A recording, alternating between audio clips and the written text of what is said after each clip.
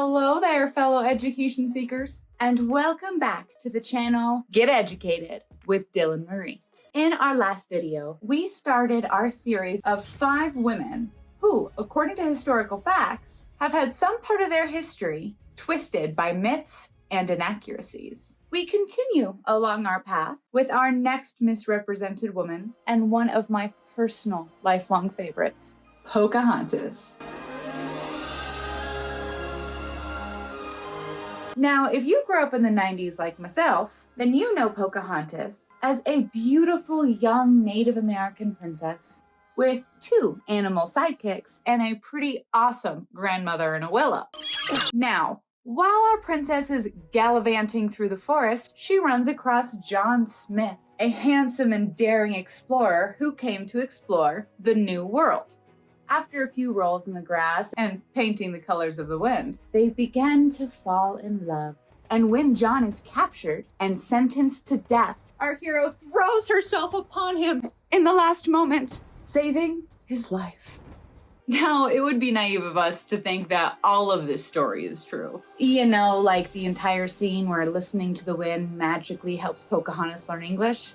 My name is Pocahontas. That one's a bit of a stretch. But what I'm about to tell you puts into question how much, if any, of the story that we know is true.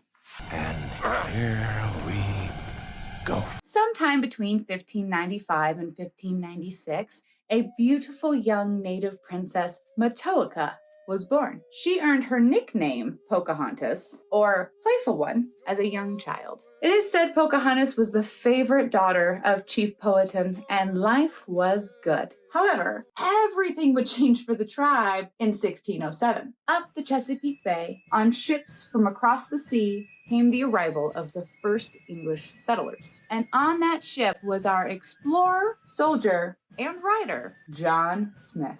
Now keep in mind, Pocahontas is described in the well-known version of this story as a young woman who seems to be in her late teens, early 20s. However, in reality, the time between when she was born and 1607 when the settlers arrived was only about 11 or 12 years. That means that our little princess would have only been about 11 or 12 years old when the English settlers arrived. And John, he was 27. Ew! Ew! Gross. Either we gotta make some major edits due to pedophilia and such, or the love affair actually told in this story is false. So is there anything actually true about this story? And how is it that the incorrect version is the one that we know and love? Well, you can thank this guy right here. John Smith, of course, was a real person. And he was a lot of the things we mentioned earlier. An explorer, a soldier, a writer. And it's with that last character trait that we get our answer. John wrote of his adventures in 1624, where the story of Pocahontas is first seen. However, while in Jamestown, he actually wrote 2 letters back to England, one in 1608 and one in 1612. Neither of these letters mentioned anything about the near-death experience that he writes about in his book. You would think if you had a beautiful princess save you from her father in the last few minutes before your execution, you may mention it in your letter. Unless, of course, it didn't actually happen. It was also very convenient for Smith that Pocahontas had already died by the time his story was published. She died of illness in 1617. 7 years before John's stories came out to the public. In fact, almost everybody who lived in the settlement at that time had either died of starvation, illness, or war. And with everyone out of the way, who could contradict him? So I guess why not make himself famous? I wonder if he was the inspiration for this guy. Use your common sense. My books wouldn't have sold half as well if people didn't think I'd done all those things. Now, although the story that we love is not 100% true, don't let that take away from the extraordinary things Pocahontas did accomplish in her lifetime. As a young girl, she actually did help the settlers of Jamestown by bringing them food and gifts to help them survive the winter. And she actually did have a friendship with John Smith, even if it wasn't in the way he described. But they did teach each other while bridging an alliance between the 2 people. Historians say that without Pocahontas and her kindness to the settlers, they wouldn't have survived their first winter.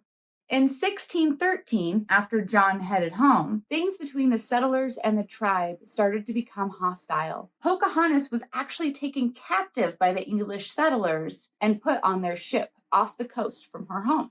She was even taught how to be a proper Englishwoman by her captors and was eventually baptized and given the Christian name Rebecca.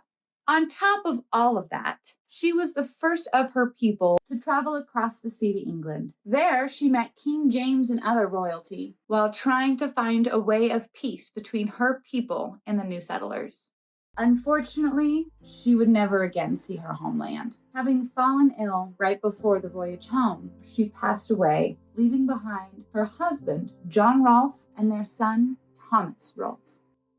With all this, although Pocahontas may be changed in our minds forever, it does not take away from the fact that she was an incredible and courageous woman who tried her best to take care of her own people while also helping the settlers learn how to survive.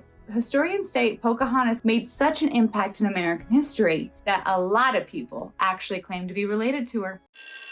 And there's the bell. Wait, before you leave, don't forget to like, subscribe, and turn on those notifications. That way you are notified the second our next Misrepresented Woman is posted. As always, my favorite resources are listed below, where you will also find the link to our first Misrepresented Woman, just in case you missed it. If you have any additional resources that you'd like to share, or if you have your own educational questions that you'd like me to dive into, drop it in the comments. Thanks as always for watching. This is DylanMarie signing out. Stay educated, everyone. And you'll